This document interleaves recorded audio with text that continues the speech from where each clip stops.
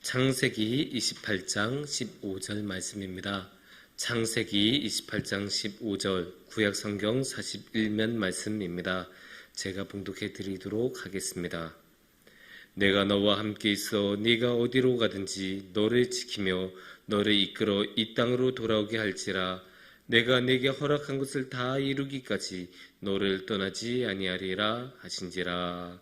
아멘. 우리 사람들은 살아가면서 많은 변화를 겪습니다. 많은 변화도 겪고 자라고 하면서 많은 달라지는 것들을 보는데, 그런 변화들 중에서 아주 중요한 변화가 이제 청소년에서 성인이 되는 것입니다. 이제 성인이 되면 많은 것이 달라지죠. 성인이 되면 더 이상 10시가 되었다고 PC방이나 노래방에서 쫓겨날 이유도 없고, 더 이상 이제 그 슈퍼에서 뭘 사든 마음대로 다 살 수 있고, 그게 이제 달라지죠. 물론 이제 오늘날만 그런 건 아니에요. 옛날에도 성인이 된다는 것은 아주 중요하게 여겨졌어요. 왜냐? 이제 성인이 되면 드디어 그 사회 안에서 1인분을 하는 인간으로 인정을 받았기 때문이에요. 그런데 이제 옛날에는 대부분 어떤 사회에서든 뭐 나이가 찼다고 자동적으로 성인이 되었다고 해주는 것은 아주 최근의 사례고, 옛날엔 대부분 안 그랬어요. 옛날에는 뭘 해야 했었냐? 성인식을 치러야 하는 경우가 많았습니다. 그래서 그 성인식을 위한 조건으로서 이제 아주 어려운 시험 같은 거를 통과해야 되는 경우도 많았고, 근데 그런 것들을 통과하면 비로소 너는 자격이 있구나라고 인정을 받고 성인식을 치르면서 온 그 커뮤니티, 그 사회 전체가 이 사람은 이제 우리와 같은 사회 구성원으로 인정을 받습니다. 그렇게 축하해주고 인정을 해주는 자리가 성인식이었습니다.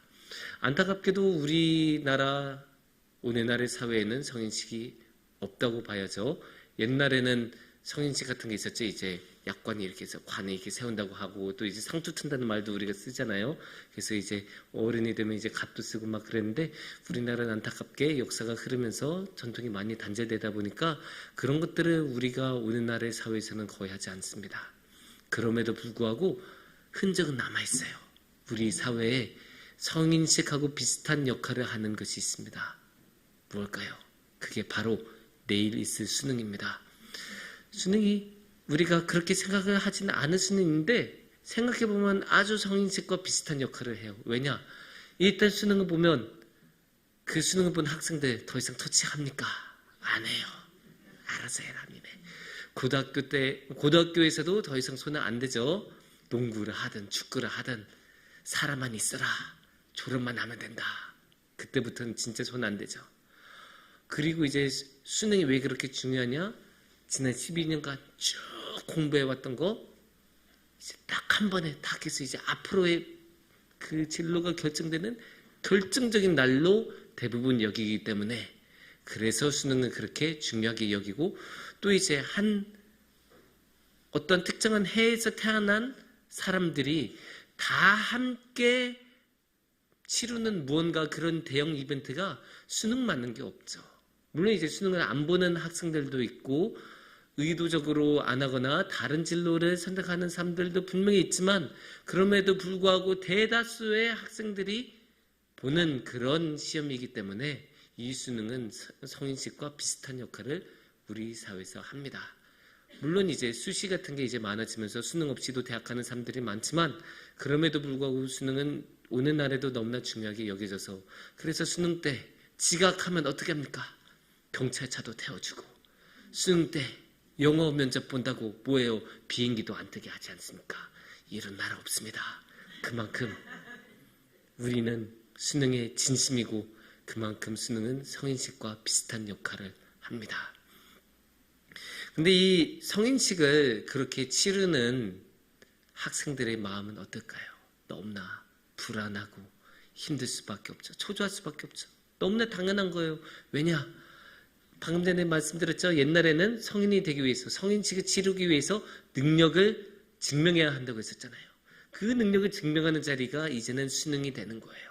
그래서 지금까지 12년 동안 무슨 노력을 해왔냐라는 거를 이 수능으로 딱 보여줘야 되고, 이때 보여준 그 증명의 결과로서 앞으로의 십몇 년이 결정될 수 있는 아주 결정적인 변곡점이 됩니다.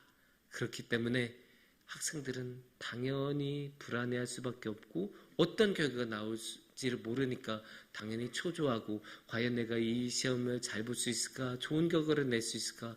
그리고 좋은 결과를 낸다고 해도 그 이후의 삶에 내가 성인이 되어서 제대로 잘 살아갈 수 있을까? 좋은 사람을 만날 수 있을까? 좋은 대학을 갈 수 있을까? 좋은 직장 가질 수 있을까?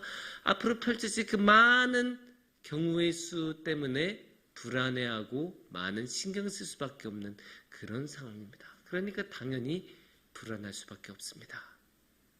그런데 이렇게 불안하다고 해서 계속 떨고만 있을 수 있겠습니까? 그럴 수는 없겠죠. 그렇게 불안에 떨면 우리는 어떻게 해야 합니까? 그럴 때 우리는 성경책을 집어들고 성경책이 펼치고 주님의 말씀을 봐야 합니다. 그래서 우리는 이 시간에 오늘의 말씀을 통해서 이 성인식과 이 불안에 대해 함께 생각하는 시간을 가졌으면 좋겠습니다.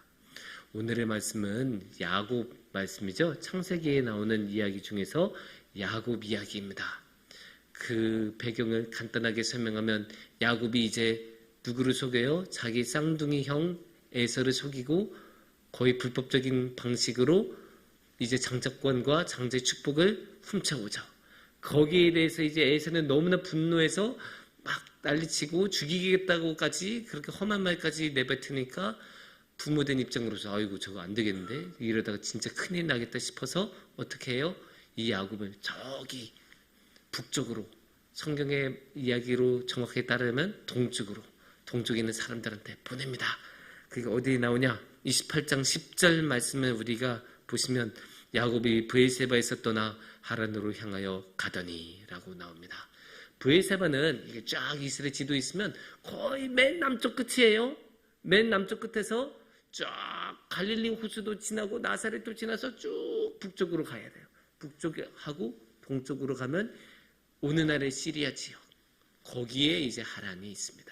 그 하란 지역으로 이제 떠나는 와중에 벌어진 이야기가 오늘의 말씀입니다.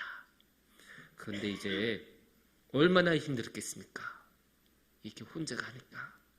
오늘날에도 여행을 간다는 게 항상 쉬운 건 아니죠. 근데 이때는 여행은 정말로 목숨을 걸고 가야 했습니다. 왜냐? 차도 없고 기차도 없고 혼자서 뚜벅뚜벅 걸어가다 보면 강도도 만날 수도 있고, 또 이 시대에는 정말로 사자가 많았다고 해요. 그래서 사자한테 잡힐 수도 있고 너무나 어려운 일을 많이 맞이할 수 있는 그런 상황이죠. 이게 우리가 자신의 모든 것을 버리고 하느님의 말씀에 순종해서 어디론가 간 사람의 대표적인 사람으로 우리는 누구를 꼽죠? 아브라함을 말합니다. 항상 나오는 말이죠. 본토 아비와 친척의 집을 떠나 저 먼 땅으로 향했다라고 하는데, 잘 생각해보면 아브라함보다도 힘든 상황이 야곱이에요. 왜냐? 물론 야곱이 이점은 있었어요. 아브라함에 비해서. 야곱은 그래도 도착하면 아는 사람이 있었습니다. 자신의 삼촌 라반이 있었죠. 그럼에도 불구하고 왜 야곱이 더 힘들다라고 제가 주장하냐? 이유는 간단합니다. 아브라함은 그래도 재산이 많았잖아요. 재산도 많고 결혼한 부인도 있고 자기 조카 롯도 있고 여러 이제 자신의 종들도 데리고 다 함께 이렇게 쭉 데려가요. 물론 이제 그런 가장으로서의 책임은 막중했겠죠. 그럼에도 불구하고 이미 아브라함은 어느 정도 궤대에 올랐던 사람이고 그 많은 것을 가지고 사회적인 경험도 있고 그런 그 기술도 있고 그런 상태에서 가는 것하고 이 야곱처럼 가는 것하고는 차원이 다르죠. 왜냐? 야곱은 진짜 혈혈단신으로 갔어요. 야곱이 그동안에 뭐 한 게 있습니까? 밭을 뭐 갈아봤습니까? 해봤자 자기 집에서 팥죽 좀 쓴 거 그거 말고는 없죠. 야곱은 특별하게 능력도 없고 자격증도 없고 재산도 없던 사람이었어요. 그런 사람이 혼자서 가니까 얼마나 불안했겠습니까? 불안할 수밖에 없어요. 이거는 정말로 너무나 힘들 수밖에 없는 상황이에요. 근데 이 모습이 어쩌면 청소년하고 비슷해요. 왜냐? 청소년은 앞으로 시간은 많고 살아온 시간은 적고 해온 것은 적고 앞으로 해야 할 것은 많은 그런 상황 아닙니까? 야곱도 비슷해요. 야곱도 지금까지 쌓아온 업적 없다시피 해요. 이제부터 업적을 쌓아야 되는 사람이죠. 그런데 상황은 아주 척박해요. 자기 혼자서 그 먼 거리를 걸어가야 될 정도로 자신이 익숙한 동네에 사는 게 아니라 완전히 다른 동네에서 해야 되는 상황. 그것도 지금 시작도 못하고 가고 있는 상황이에요. 그러니까 얼마나 불안했겠어요. 불안하고 초조하고 과연 내가 이 길을 제대로 끝까지 가서 하란 땅에 도착할 수 있을까? 내가 그 하란 땅에 도착하면 그 라반 삼촌을 제대로 만날 수 있을까? 라반 삼촌을 만나면 내가 제대로 일을 하고 제대로 살아갈 수 있을까? 그 많은 고민을 할 수밖에 없는 그런 상황이 청소년들의 상황하고 너무나 닮아 있습니다. 이제 내가 성인이 되면 이제 앞으로 어떤 대학을 갈까? 대학에서 좋은 친구들을 만날까? 대학을 잘 졸업해서 취직을 잘할까? 결혼을 잘할까? 집을 잘 구할 수 있을까? 그 많은 고민을 가질 수밖에 없는 게 청소년이란 시기입니다. 당연히 불안할 수밖에 없고 당연히 초조할 수밖에 없고 당연히 방향을 못 잡고 마음이 힘들 수밖에 없습니다. 그래도 다행인 것은 하나님께서는 우리들을 그렇게 힘든 상황에 불안한 상황에 내버려 두시지 않는다는 것입니다. 그걸 우리가 어떻게 할 수 있냐? 오늘의 말씀 28장 15절을 보면 알 수 있습니다. 내가 너와 함께 있어 네가 어디로 가든지 너를 지키며 너를 이끌어 이 땅으로 돌아오게 할지라. 내가 내게 허락한 것을 다 이루기까지 너를 떠나지 아니하리라 하신지라. 이 말씀은 제가 아무리 봐도 너무나 은혜로운 말씀이기 때문에 우리가 다 같이 한번 더 읽어보도록 하겠습니다. 시작. 내가 너와 함께 있어 내가 어디로 가든지 너를 지키며 너를 이끌어 이 땅으로 돌아오게 할지라. 내가 내게 허락한 것을 다 이루기까지 너를 떠나지 아니하리라 하신지라. 아멘. 이 말씀 너무나 은혜로운 말씀인데 조금 더 자세히 보면 일단 첫 번째로 하나님께서 뭐라고 하십니까?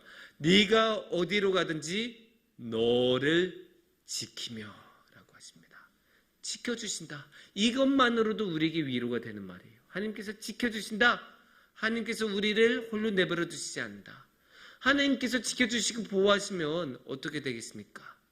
내가 수능에서 어떠한 어려움을 겪어도 이겨낼 수 있다. 수능이 끝나고 성인이 돼서 어떠한 어려움을 겪더라도 누가 나를 지켜주시나?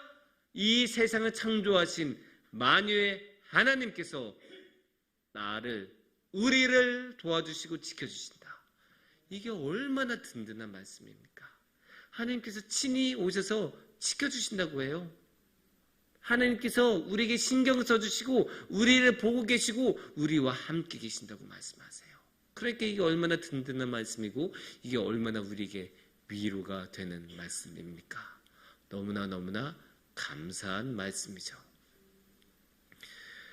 그런데 이제 이걸로 끝나지 않습니다. 하나님께서는 또 뭐라고 하십니까? 하나님께서는 15절 말씀에 이 말씀하시죠. 아까 읽은 말씀 바로 뒤부터 뭐라고 하십니까? 이 땅으로 돌아오게 할지라. 이게 생각해보면 너무나 은혜가 되는 말씀이에요. 왜냐? 어쩌면 뜬금없게 생각하실 수도 있어요. 왜냐? 나는 어디 갈 게 아닌데 나는 계속 이 성북동에서 살 건데 내가 뭐 어디 갔다 돌아와야 되나? 이렇게 생각하실 수도 있는데 그렇게 생각하시지 마시고 돌아온다라는 말은 뭐예요? 갔다 돌아온다라는 것도 있는데 여기서 중요한 것은 미래의 특정한 어떤 시점에서 돌아온다라는 말이잖아요. 미래의 특정 시점이 결정이 돼 있고 그것을 하나님께서 확실하게 규정을 시켜주시고 딱 고정을 시켜주시는 거예요. 이게 너무나 큰 위로가 돼요. 왜냐? 내 미래가 아무 방향도 없이 이렇게 흔들리는 게 아니라 아무 생각도 없이 이리 갔다 저리 갔다 그러다가 어디로도 가는지도 알게 모르는 그런 미궁에 빠진 것이 아니라 정확한 방향성을 가지고 정확한 목표를 가지고 정확한 결말을 갖는다는 말씀을 하나님께서 보장해 주시기 때문이에요. 돌아오게 된다. 하나님께서 미래에 어떻게 될지 지금 보여주고 계신 거예요. 그러니까 우리의 미래는 하나님께서 보증해 주시는 미래예요. 확실한 미래예요. 흔들릴 필요가 없는 미래예요. 그러니까 불안해할 필요가 없는 거예요. 우리가 미래가 안 보이면 당연히 불안하죠. 앞으로 어떤 어려움이 닥쳐올지 모르는데, 앞으로 지금 내가 가지고 있는 그 모든 좋은 것들이 없어질지도 모르는데 당연히 불안해할 수밖에 없습니다. 하지만 미래가 확실하다면, 내가 가지고 있는 것들, 나의 소중한 것들, 그때도 하나님께서 지켜주시고 도와주신다면 불안할 게 뭐가 있습니까? 비록 내가 원하는 그 모든 구체적인 디테일은 남아있지 않더라도, 가장 중요한 핵심적인 것들이 남아있다면, 그렇다면 그것만으로도 너무나 감사한 것 아니겠습니까? 그래서 하나님께서는 미래를 확실하게 지켜주시고 보여주신다는 뜻에서 이 돌아오게 하신다는 것은 너무나 큰 은혜의 말씀이 됩니다. 또한 25절 말씀에는 한 가지 또 하나의 은혜가 있습니다. 내가 내게 허락한 것을 다 이루기까지 너를 떠나지 아니하리라 하신지라. 여기서 떠나지 아니하신다라는 것은 앞에 말씀에 지키며하고 사실 같은 말씀이죠. 똑같이 이제 지켜주신다, 함께 해주신다는 말씀인데, 이거를 언제까지 해주신다고 하십니까?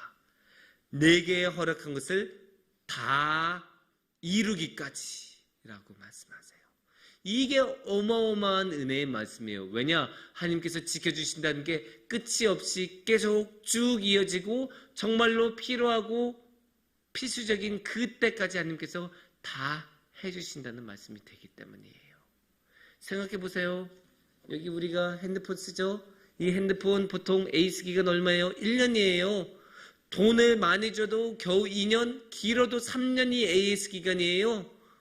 하지만 하나님의 말씀은 어떻습니까? 하나님의 말씀은 이 모든 것을 다 이루기까지, 보호가 진짜 필요하고 지켜줌이 필요할 때까지, 그때까지 다 지켜주신다는 게 하나님의 놀라운 약속입니다.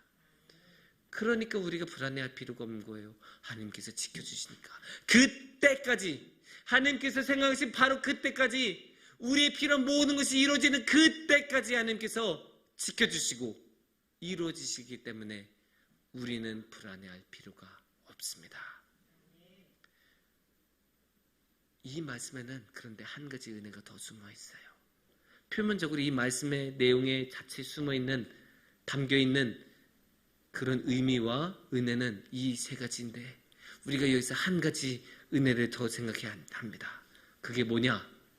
이 은혜를 하나님께서 누구에게 주십니까? 야곱에게 주시는 은혜예요.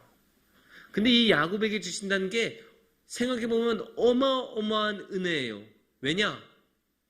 야곱이 18절까지 한 거라고 뭐가 있습니까? 신앙적으로 대단한 일을 한 게 하나도 없어요. 생각해보세요. 모세는 이스라엘 백성을 이끌고 나오지 않았습니까? 다윗은 하나님의 용사로서 얼마나 많은 전쟁을 치렀습니까? 하지만 이 야곱이라고 한 게 뭐가 있습니까? 야곱은 한 게 아무것도 없어요. 진짜 아무것도 없어요. 한 거라고는 자기 형을 속이고 자기 아버지를 속인 것밖에 없죠. 아무것도 한 게 없어요. 한 거라고 팥죽 맞는 것밖에 없어요. 그런데 그런 야곱에게 하나님은 이 어마어마한 은혜, 이 말도 안 되게 큰 은혜를 하나님께서 주시는 거예요. 이게 얼마나 큰 은혜예요? 야곱이 모자란 게 있다고? 야곱이 무슨 업적이 있다고? 하지만 하나님은 주세요. 그게 하나님의 사랑이에요. 이 무조건적인 사랑, 너 뭔가 잘한 게 없어도 괜찮다. 너 수능 점수가 높지 않아도 괜찮아. 나는 그래도 너는 사랑한다. 나는 그래도 너와 함께 할 거다. 그래도 나는 너를 지켜줄 거다. 그 업적 없는 야곱도 이런 은혜를 받고 이런 하나님의 약속을 받을 수 있다면, 우리도 똑같이 능히 그러한 약속과 은혜를 받을 수 있습니다.